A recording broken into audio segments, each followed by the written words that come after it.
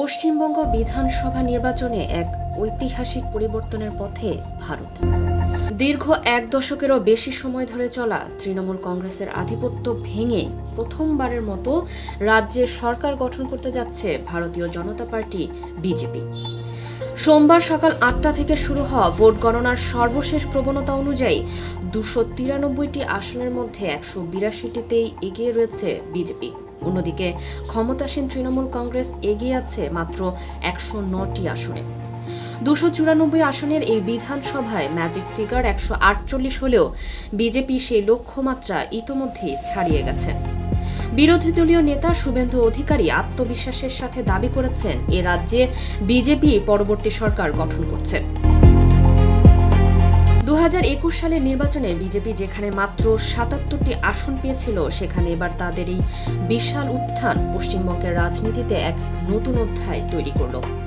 এবারের নির্বাচনে সবচেয়ে বড় চমক দেখা গেছে সংখ্যালঘু ভোট ব্যাংকে। ঐতিহাসিকভাবে পশ্চিমবঙ্গে মুসলিম ভোট তৃণমূলের অন্যতম শক্তি হিসেবে বিবেচিত হলেও এবার সেই চিরাচরিত সমীকরণে বড় ধরনের ধস নেমেছে। ভারতীয় গণমাধ্যমগুলোর তথ্য অনুযায়ী সংখ্যালঘুদের একটি উল্লেখযোগ্য অংশ এবার বিজেপিকে সমর্থন দিয়েছে। বিশেষ করে ২০১১ সাল থেকে মমতা বন্দ্যোপাধ্যায়ের ক্ষমতার মূল ভিত্তি হিসেবে পরিচিত এই ভোট ব্যাংকে ফাটল ধরায় তৃণমূলের বিপর্যয় ত্বরান্বিত হয়েছে। বিশ্লেষকদের মতে স্থানীয় ইস্যু, প্রার্থী নির্বাচন এবং তৃণমূলের অভ্যন্তরীণ কোন্দল এই পরিবর্তনের পেছনে কাজ করেছে। এছাড়া কেন্দ্রীয় রাজনীতির প্রভাব এবং নেতৃত্ব নিয়ে সাধারণ মানুষের অসন্তোষ ফলাফলকে প্রভাবিত করেছে।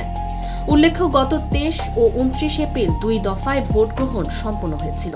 অনিয়মের অভিযোগে একটি আসনের ভোট বাতিল হওয়ায় আজ ২৯৩টি আসনে ভোট গণনা চলছে। কলকাতা সহ ২৩টি জেলার ৭৭টি কেন্দ্রে প্রথমে পোস্টাল ব্যালট এবং পরবর্তীতে ইভিএম এর ভোট গণনা করা হয়। ২০১৯ সালের লোকসভা নির্বাচনের পর থেকে বিজেপির যে প্রভাব বাড়তে শুরু করেছিল, এই বিধানসভা নির্বাচনে তা পূর্ণতা পেল।